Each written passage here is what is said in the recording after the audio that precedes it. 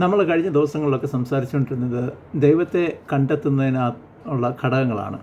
രണ്ട് കാര്യങ്ങളുണ്ട്. ഒന്ന്, you have to seek actively. രണ്ടാമത്തേത്, you have to humble yourself. അപ്പോൾ ഈ രണ്ട് കാര്യങ്ങളെപ്പറ്റി നമ്മൾ സംസാരിച്ചു. ഇന്ന് ഞാൻ സംസാരിക്കാൻ ഉദ്ദേശിക്കുന്നത് ഓൺ ദ ഗ്രൗണ്ട് ലെവൽ നമുക്ക് എന്തൊക്കെ ചെയ്യാൻ സാധിക്കും. ഈ ദൈവത്തെ ആക്റ്റീവായിട്ട് അന്വേഷിക്കുവാനും ദൈവത്തെ നമ്മുടെ മനസ്സിനെ ഹംബിൾ ചെയ്യുവാനും നമുക്കായിട്ട് എന്ത് ചെയ്യാൻ സാധിക്കും. ഇതാണ് നമ്മുടെ ചിന്താവിഷയം ഇന്ന്. ഇതായിരിക്കും നമ്മുടെ ഈ സീരീസിൻ്റെ അവസാനത്തെ ഭാഗം. ആദ്യമായിട്ട് നമ്മൾ മനസ്സിലാക്കേണ്ടത്, നമ്മൾ ദൈവത്തോട് അടുക്കുന്നതിനകത്ത് ഏറ്റവും കൂടുതൽ പരിതപിക്കുന്നത് സാത്താനാണ്. നമ്മുടെ സുഹൃത്തുക്കൾക്കോ നമ്മുടെ ബന്ധുമിത്രാദികളോ ഒന്നും ഇതിനകത്ത് നമ്മുടെ ശത്രുക്കളല്ല. സാത്താൻ നമ്മളെ ദൈവത്തിലേക്ക് അടുക്കുന്നതിൽ തടസ്സപ്പെടുത്താനായിട്ട് പല കാര്യങ്ങൾ ചെയ്യും. പ്രധാനമായിട്ടും നമ്മളെ ഓരോ കുടുക്കിനകത്ത് കൊണ്ടുപോയി ആക്കുക എന്നുള്ളതാണ്. ഒന്ന്, നമ്മുടെ കരിയറുമായിട്ട് ബന്ധപ്പെട്ട് നമ്മുടെ പ്രോഗ്രഷൻ നമ്മളെപ്പറ്റി അതാണ് നിൻ്റെ ഏറ്റവും വലിയ കാര്യമെന്ന് പറഞ്ഞുള്ള ചിന്ത കൊണ്ടുവരും. പിന്നീട് ഒരുപക്ഷെ കുടുംബത്തിന് അമിത പ്രാധാന്യം കൊടുക്കും. അല്ലെങ്കിൽ നമുക്ക് ഓരോ അഡിക്ഷൻസ്, മദ്യപാനം, അങ്ങനെയുള്ള പല അഡിക്ഷൻസ് ഓരോന്ന് നമ്മളെ അതിനകത്ത് കുടുക്കിയിടും. അപ്പോൾ ഇതാണ് നമ്മൾ തരണം ചെയ്യേണ്ടത്. ഇതാദ്യമേ മനസ്സിലാക്കി കഴിഞ്ഞാൽ നമ്മുടെ പകുതി ബാറ്റിൽ നമ്മൾ വിൻ ചെയ്ത് കഴിഞ്ഞു. ഇനിയിപ്പോൾ നമ്മൾ എന്തൊക്കെയാണ് ചെയ്യേണ്ടത്? ഈ ബാറ്റിൽ വിൻ ചെയ്യാൻ വേണ്ടി ആദ്യമേ വേണ്ടുന്നത് നമുക്ക് നല്ലൊരു പ്രാർത്ഥനാ ജീവിതം വേണം. അതിന് ഏറ്റവും നല്ലത് രാവിലെ എഴുന്നേൽക്കുമ്പോൾ തന്നെ നമ്മൾ പ്രാർത്ഥിക്കുവാനും വേദപുസ്തകം വായിക്കുവാനും ധ്യാനിക്കുവാനുമായിട്ട് കുറച്ച് സമയം ഇതിനായിട്ട് മാറ്റി വെക്കണം. ഏറ്റവും നല്ലത് കുഞ്ഞുങ്ങളൊക്കെ എണീക്കുന്നതിന് മുന്നേ നമ്മൾ എണീക്കുക. മറ്റ് വീട്ടുകാര്യങ്ങളിലേക്ക് നീങ്ങുന്നതിന് മുന്നേ നമ്മൾ ഇതിനായി സമയം കണ്ടെത്തുക. രണ്ടാമത്തെ കാര്യം, നമുക്ക് വേദപുസ്തകത്തിനകത്ത് സംശയങ്ങൾ വരുവാണെങ്കിൽ ആദ്യമേ നമ്മൾ സംസാരിക്കേണ്ടത് നമ്മുടെ ആത്മീയ കാര്യത്തിൽ ഉത്തരവാദിത്തപ്പെട്ട നമ്മുടെ പുരോഹിതന്മാരോടൊക്കെ നമ്മൾ സംസാരിക്കുക. അത് മെയിൻലി നമ്മുടെ പാരിഷ് പ്രീസ്റ്റ്. മൂന്നാമത് വേണ്ടുന്നത്, നമ്മുടെ ചുറ്റിനും ഒരു കൂട്ടം സുഹൃത്തുക്കൾ വേണം. ഒരേ രീതിയിൽ ചിന്തിക്കുന്നതും ഒരേ പാതയിലായിരിക്കുന്നതുമായ കുറച്ച് സുഹൃത്തുക്കൾ വേണം. നമ്മളെപ്പോഴും തമ്മിൽ നമ്മൾ കണ്ടുപിടിച്ച കാര്യങ്ങൾ ചിന്തിക്കുക, ഡിസ്കസ് ചെയ്യുക. അവർ കണ്ടുപിടിച്ച കാര്യങ്ങൾ ഡിസ്കസ് ചെയ്യുക. ഞാൻ ചെയ്യുന്ന കാര്യം ഞങ്ങൾ സുഹൃത്തുക്കളുടെ വീട്ടിൽ പോകുമ്പോഴോ അല്ലെങ്കിൽ സുഹൃത്തുക്കൾ ഞങ്ങളുടെ വീട്ടിൽ വരുമ്പോഴോ ചിലപ്പോൾ പെട്ടെന്ന് ഷെയർ ചെയ്യാൻ പക്വത ഇല്ലാത്ത ആൾക്കാരാണെങ്കിൽ ഞാൻ ആദ്യമേ പറയും, ഞാൻ അങ്ങോട്ട് വരുന്നുണ്ടെങ്കിൽ ഒരു 2 പോയിൻ്റ് ഞാൻ പറഞ്ഞു തരുന്നതായിരിക്കും. നീ ദൈവത്തെപ്പറ്റി പഠിച്ച 2 പോയിൻ്റ് എനിക്കും പറഞ്ഞു തരണം. അങ്ങനെ ഞങ്ങൾ അത് കൈകാര്യം ചെയ്യും. ഇത് പറയാതെ തന്നെ ചെല്ലുന്ന പറഞ്ഞാൽ ഷെയർ ചെയ്യുന്ന സുഹൃത്തുക്കളും എനിക്കുണ്ട്. അപ്പോൾ അങ്ങനെ കുറച്ചൊരു സുഹൃത്ത് വലയം നമുക്ക് വേണം. അടുത്തതായിട്ട് നമുക്ക് വേണ്ടുന്നത്, നമ്മൾ ഏതെങ്കിലും ഒരു ക്രൈസിസിൽ പെടുകയാണെങ്കിൽ തീർച്ചയായിട്ടും ദൈവം നമ്മളെ ശോധന ചെയ്യുവാനായിട്ടും നമ്മളെ ഹംബിൾ ചെയ്യാനുമായിട്ടും കുറേ സെറ്റ് ബാക്ക് തരും. ആ സമയത്ത് നമ്മൾ വിഷമിച്ച് പിന്മാറി പോകാതിരിക്കാൻ വേണ്ടി അത്യാവശ്യത്തിന് ഫോൺ ചെയ്ത് സംസാരിക്കുവാനായിട്ട് നിങ്ങൾ 2 പേരെ കരുതി വച്ചിരിക്കണം.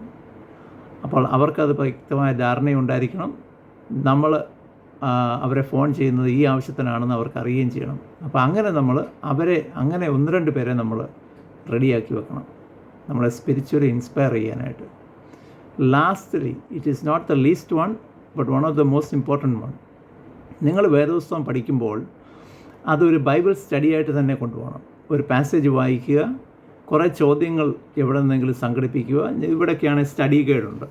ആ സ്റ്റഡി ഗൈഡിനകത്ത് ചോദ്യങ്ങളുണ്ട്. നമ്മളതിൻ്റെ ഉത്തരം എഴുതുക. ഉത്തരം എഴുതുന്ന ഒരുപക്ഷെ നമുക്ക് വേദപുസ്തകത്തിനകത്തും തന്നെ നമുക്ക് അതിൻ്റെ ഉത്തരം കിട്ടും.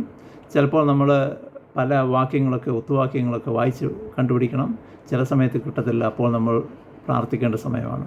പ്രാർത്ഥിച്ചാൽ തീർച്ചയായിട്ടും അതിൻ്റെ ഉത്തരം നമുക്ക് ഒന്നുകിൽ അടുത്ത ആഴ്ച അച്ഛൻ പ്രസംഗിക്കുന്നതിനകത്തുനിന്ന് കിട്ടും, അല്ലെങ്കിൽ വേറൊരു ബൈബിൾ പാസേജിനകത്തുനിന്ന് കിട്ടും, അല്ലെങ്കിൽ ആരുടെയെങ്കിലും സർമൺ കേൾക്കുമെന്ന് പറഞ്ഞാൽ അത് കിട്ടും.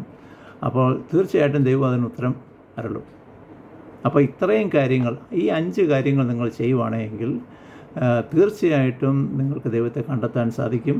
നിങ്ങളുടെ ഹൃദയം കലങ്ങുവാണെങ്കിൽ ദൈവം നിങ്ങളെ ഹംബിൾ ചെയ്യാനായിട്ട് നിങ്ങളെ വിഷമിപ്പിക്കും. ആ സമയത്ത് നിങ്ങൾക്ക് ശക്തി പകരുവാനായിട്ട് നിങ്ങളുടെ ചുറ്റും കുറച്ച് ആൾക്കാർ വേണം.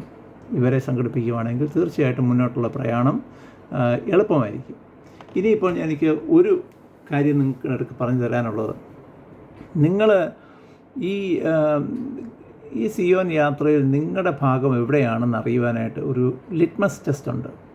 ഒന്നാമത്തെ കാര്യം നിങ്ങൾ ചെയ്യേണ്ടത്, നിങ്ങൾ ഈ ദൈവത്തെ അന്വേഷിക്കുന്ന ആൾക്കാരെ പറ്റി കാണുന്നുടനെ അല്ലെങ്കിൽ അവരെ പറ്റി കേൾക്കുന്നുടനെ നിങ്ങൾ അവരെ കളിയാക്കാറുണ്ടോ? ഉണ്ടെങ്കിൽ നിങ്ങൾ അവരെ തുച്ഛീകരിക്കുന്നു. അതിൻ്റെ അർത്ഥം നിങ്ങൾ ദൈവത്തെ സമ്പൂർണ്ണനും നിങ്ങളുടെ സർവ്വ അധികാരിയുമായിട്ട് നിങ്ങൾ അക്നോളജ് ചെയ്തിട്ടില്ല. അപ്പോൾ നിങ്ങൾ ഈ പാതയിലല്ല എന്ന് മനസ്സിലാക്കാം. രണ്ടാമത്തെ കാര്യം, ഈ രണ്ടാമത്തെ ഘട്ടത്തിൽ കൂടെ പോകുന്നുണ്ട്. ദൈവം ശുദ്ധീകരണം നടത്തുന്നുടനെ നമുക്ക് ഒത്തിരി സെറ്റ് ബാക്ക് ഉണ്ടാവും, തിരിച്ചടികൾ ഒത്തിരി ഉണ്ടാവും. ആ തിരിച്ചടി സമയം മറ്റുള്ളവർക്കുണ്ടാകുന്നുടനെ ഒരു പക്ഷേ വെള്ളപ്പൊക്കമായിരിക്കാം, അല്ലെങ്കിൽ കള്ളൻ വീട്ടിൽ കയറും, അല്ലെങ്കിൽ ആക്സിഡൻറ്റ് പറ്റും. ഇങ്ങനെയൊക്കെയുള്ള സമയത്ത് നമ്മൾ അവരെ ബ്ലെയിം ചെയ്യാറുണ്ടോ? അതായത് നിനക്ക് ദൈവം തന്ന ശിക്ഷയാണ്, ഇതാണ് കോമൺ ആയിട്ട് പറയുന്നത്. അല്ലെ ദൈവത്തെ ആരാധിക്കാത്തതുകൊണ്ടാണ്, അല്ലെങ്കിൽ അവൻ കള്ളപ്പെട്ടുള്ള ആരാധനയാണ്, ഇങ്ങനെയൊക്കെ പറഞ്ഞ് അവരെ ബ്ലെയിം ചെയ്യാറുണ്ടോ? ആ ബ്ലെയിം ചെയ്യുന്നുണ്ടെങ്കിൽ അതിൻ്റെ അർത്ഥം ഈ ശുദ്ധീകരണത്തെപ്പറ്റി നിങ്ങൾക്ക് യാതൊരു ഐഡിയയുമില്ല. അവനെയാണ് ശരിക്കും ദൈവത്തിൻ്റെ ദൃഷ്ടി അവനിൽ പതിഞ്ഞിട്ടുണ്ട്, അവൻ അനുഗ്രഹീതനാണ്. നമ്മൾ മാറി നിന്നവനെ കുറ്റപ്പെടുത്തുകയാണെങ്കിൽ അതിൻ്റെ അർത്ഥം നിങ്ങൾക്കിതിനെപ്പറ്റി ഐഡിയ അധികമില്ല. മൂന്നാമത്തെ കാര്യം, ദൈവികമായിട്ട് സഞ്ചരിക്കുന്ന ആൾക്കാരുടെ അവരിലും കുറ്റങ്ങളും കുറവുകളും ഉണ്ടാവും. അവർ മനുഷ്യരാണ്, ബലഹീനരാണ്, ഒരിക്കലും യേശു ക്രിസ്തുവിനെ കൊണ്ട് പൂർണ്ണനല്ല. അപ്പോൾ അവർ തെറ്റ് ചെയ്യുന്നവരെ അത് പെട്ടെന്ന് അവരെ കുറ്റപ്പെടുത്താറുണ്ട്. അത് നമുക്ക് ആലോചിക്കേണ്ട ഒരു കാര്യമാണ്. നാലാമതായിട്ട് എനിക്ക് തോന്നുന്നത്, നമ്മളുടെ ദൈവിക അനുഭവം പ്രദർശിപ്പിക്കാനുള്ള പല രീതിയാണ്. നമ്മൾ കുരിശ് വരയ്ക്കുന്നു, വേദപുസ്തകം കൈകാര്യം ചെയ്യുന്നു, പ്രാർത്ഥിക്കുന്നു, വേദപുസ്തകം വായിക്കുന്നു. ഇങ്ങനെയൊക്കെ ചെയ്യാൻ നിങ്ങൾക്ക് ലഭ്യതയുണ്ടോ, ബുദ്ധിമുട്ടുണ്ടോ? ഈവൻ വിത്തിൻ യുവർ ഗ്രൂപ്പ്, നിങ്ങളുടെ തന്നെ ഗ്രൂപ്പിനകത്ത് നിങ്ങൾക്ക് ഒരു കുറച്ചിലായിട്ട് തോന്നുന്നുണ്ടോ? അതിൻ്റെ അർത്ഥം നിങ്ങൾ ദൈവത്തെ പൂർണ്ണതയോടുകൂടി അംഗീകരിച്ചിട്ടില്ല. നിങ്ങളിപ്പോഴും മിടുക്കനാണ് എന്നുള്ള വിചാരത്തിലാണ്, നിങ്ങൾ ഹമ്പിളായിട്ടില്ല. അപ്പോൾ ഇത് ചില ലിറ്റ്മസ് ടെസ്റ്റാണ്. ഞാനൊരു 4 ഐറ്റം പറഞ്ഞു. 4 കാര്യങ്ങളും ഈസി ആയിട്ട് മനസ്സിലാക്കാനുള്ളതാണ്. അപ്പം നമ്മളിത് മനസ്സിലാക്കുക. ആയില്ല എങ്കിൽ ഞാൻ നിങ്ങളെ എൻകറേജ് ചെയ്യുന്നു, ദൈവത്തെ അന്വേഷിക്കുക. അതുപോലെ തന്നെ ദൈവം തരുന്ന ശിക്ഷ 2 കൈയും നീട്ടി സ്വീകരിക്കുവാൻ നിങ്ങൾ തയ്യാറാവുക. തീർച്ചയായിട്ടും ദൈവം നിങ്ങളുടെ അടുക്കെ സംസാരിക്കും. നിങ്ങൾക്ക് അതിനുള്ള അനുഭവം ഉണ്ടാകട്ടെ എന്ന് ആശംസിച്ചുകൊണ്ട് ഞാൻ എൻ്റെ വാക്കുകൾ നിർത്തുന്നു.